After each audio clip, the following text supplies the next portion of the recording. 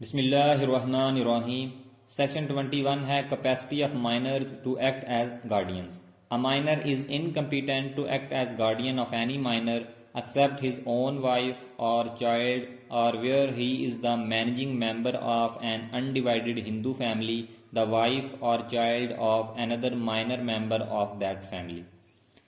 ایک مائنر جو ہے وہ کسی دوسرے مائنر کا گارڈین اپوائنٹ نہیں ہو سکتا۔ ایک مائنر انکمپیٹنٹ ہوتا ہے کہ وہ کسی دوسرے مائنر کا گارڈین منتخب ہو، accept his own wife or child, لیکن وہ اپنی وائف اور چائلڈ کے لیے یعنی اپنے بچوں کے لیے جو ہے گارڈین اپوائنٹ ہو سکتا ہے، گارڈین بن سکتا ہے۔ اور where he is the managing member of an undivided Hindu family, the wife or child of under minor member of that family, لیکن اگر وہ ایک انڈیوائڈیڈ ہندو فیملی کا مینجنگ ممبر ہو تو اس فیملی کا کوئی اور مائنر ممبر جو ہوگا اس کی وائف اور اس کے چائلڈ کے لیے بھی مائنر ایز اے گارڈین کام کر سکتا ہے۔ یعنی یہ چار چیزیں ہیں جن کے لیے ایک مائنر بھی دوسرے مائنر کا گارڈین اپوائنٹ ہو سکتا ہے۔ ایک وہ اپنی وائف کا گارڈین بن سکتا ہے، دوسرا وہ اپنے چائلڈ کا گارڈین بن سکتا ہے، تیسرا اگر وہ ایک انڈیوائڈیڈ ہندو فیملی کا مینجنگ ممبر ہو تو اس فیملی کا کوئی مائنر ممبر ہو، اس ممبر کا کوئی بھی چائلڈ یا اس کی وائف کا بھی گارڈین اپوائنٹ ہو سکتا ہے۔ 22 سیکشن ہے remuneration of guardian. A guardian appointed or declared by the court shall be entitled to such allowance, if any, as the court thinks fit for his care and pains in the execution of his duties. جب ایک guardian کو appoint کیا جاتا ہے یا declare کیا جاتا ہے کورٹ کی طرف سے تو وہ الاؤنس کا حقدار ہوتا ہے، اس کو کچھ الاؤنس جو ہے وہ دیا جاتا ہے، اور وہ الاؤنس جو ہے وہ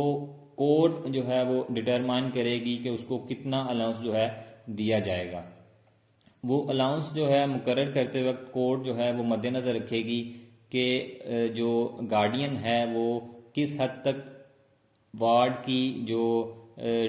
وارڈ کے لیے جو اپنی ڈیوٹیز ہیں وہ پرفارم کرے گا، اس کی ایجوکیشن، اس کی ہیلتھ اور اس کی تعلیم و تربیت کے لیے کس حد تک پین بیئر کرے گا اور اس وارڈ کی کیئر کرے گا۔ تو یہ اس کو مد نظر رکھتے ہوئے کورٹ جو ہے وہ اس کے الاؤنس کو مقرر کرے گی۔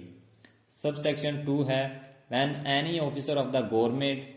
as such officer is so appointed or declared to be guardian, such fees shall be paid to the government out of the property of the ward as the provincial government by general or special order directs. جب government کا ایک officer جو ہے وہ appoint کیا جائے guardian کے لیے یا ڈکلیئر کیا جائے گارڈین کے لیے تو یہ جو فیس اس کو پے کی جائے گی، یہ جو الاؤنس ملتا ہے یہ الاؤنس اس آفیسر آف دا گورنمنٹ کو نہیں ملے گا بلکہ گورنمنٹ کے کھاتے میں جائے گا out of the property of the ward. Ward کی پراپرٹی میں سے جو فی پے کی جائے گی یا جو الاؤنس دیا جائے گا وہ گورنمنٹ کے اکاؤنٹ میں جائے گا، وہ گورنمنٹ کو پے کیا جائے گا۔ As the provincial government by general or special order directs, جس طرح پروونشل گورنمنٹ اپنے جنرل یا اسپیشل آرڈر کے ذریعے ڈائریکٹ کر دے گی، بالکل اسی طرح یہ فی جو ہے یا الاؤنس جو ہے وہ گورنمنٹ کے اکاؤنٹ میں دے دیا جائے گا۔ سیکشن 23 ہے control of collector as guardian. A collector appointed or declared by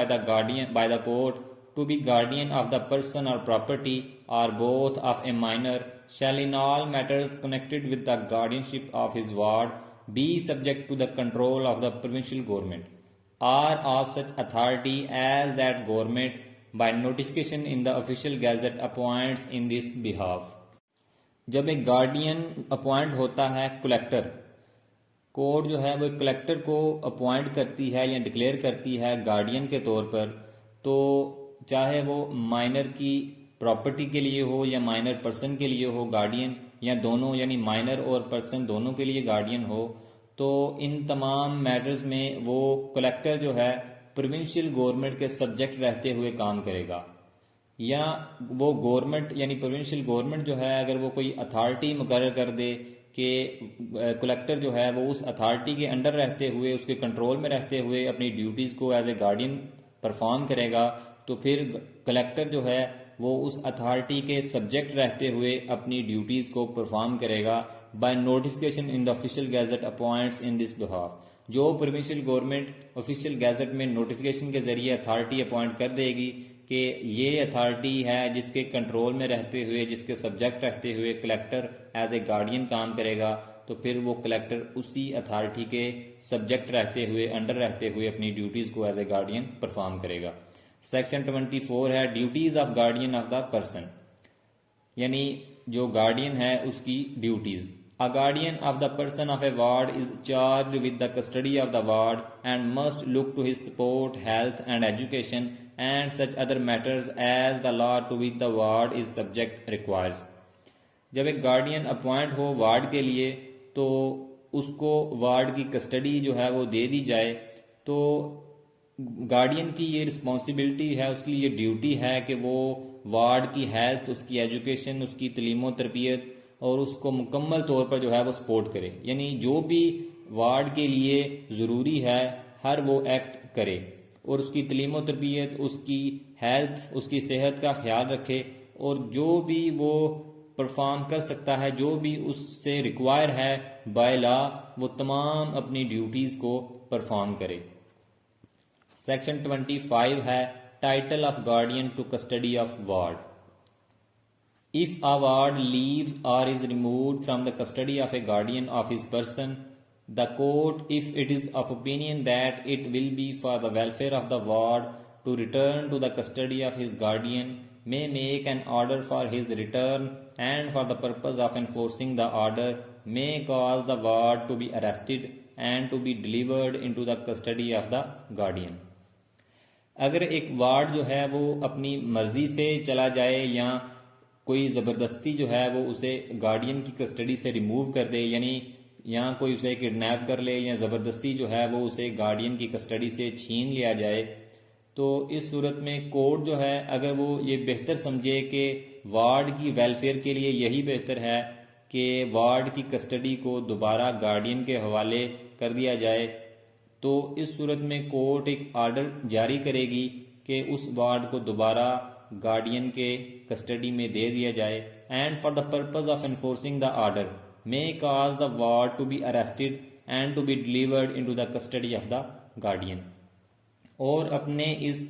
order کو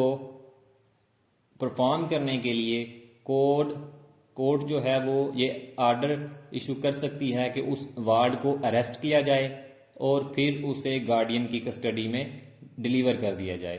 اس سارے ایکٹ کا آرڈر کا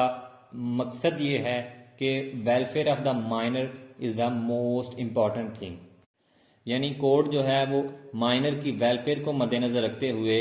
اس کی اریسٹ کے لیے آرڈر جو ہے دے گی. سب سیکشن 2 ہے for the purpose of arresting the ward the court میں exercise the power conferred on a magistrate of the first class by section 100 of the code of criminal procedure 1898. Criminal procedure 1898 کے تحت اس کا section 100 اس کے تحت جو first class کے magistrate کو power دی جاتی ہیں وہی پاور اس کورٹ کو دی جائیں گی کہ وہ وارڈ کو اریسٹ کرنے کے لیے آرڈر ایشو کرے, یعنی سرچ وارنٹ جو ہے وہ ایشو کیا جائے تاکہ اس وارڈ کو اریسٹ کر کے دوبارہ گارڈین کی کسٹڈی میں دے دیا جائے. سب سیکشن 3 ہے the residence of a ward against the will of his guardian with a person who is not his guardian does not of itself terminate the guardianship. اگر ward جو ہے وہ guardian کی مرضی کے بغیر کسی ایسے پرسن کے ساتھ رہتا ہے جو اس کا گارڈین نہیں ہے, فار ایگزامپل اگر وارڈ جو ہے مائنر جو ہے وہ اپنی خالہ یا پھوپھی یا ماموں کے ساتھ رہتا ہے لیکن وہ جو رشتہ دار ہے وہ اس کا گارڈین نہیں ہے, تو اس کا مطلب یہ نہیں ہوگا کہ اس کی جو پرسن گارڈین شپ کے لیے اپوائنٹ ہوا ہے اس کی گارڈین شپ ختم ہو جائے گی, بلکہ وہ ایز اے گارڈین ہی اپنی ڈیوٹیز کو پرفارم کرے گا اور اس کی گارڈین شپ پر جو ہے وہ کسی قسم کا کوئی اثر نہیں پڑے گا. یعنی اگر مائنر جو ہے وہ گارڈین کی مرضی کے بغیر کسی دوسرے پرسن کے ساتھ رہتا ہے, کسی اپنی رشتہ دار کے ساتھ, تو اس کا مطلب یہ نہیں ہوگا کہ گارڈین جو ہے وہ اپنی ڈیوٹیز کو سیز کر چکا ہے، یعنی گارڈین جو ہے وہ ریموو ہو چکا ہے، گارڈین شپ جو ہے وہ ختم ہو چکی ہے، بلکہ گارڈین جو ہے وہ ایز اے گارڈین ہی اپنی ڈیوٹیز کو پرفارم کرے گا، یعنی گارڈین شپ جو ہے وہ برقرار رہے گی، ختم نہیں ہوگی۔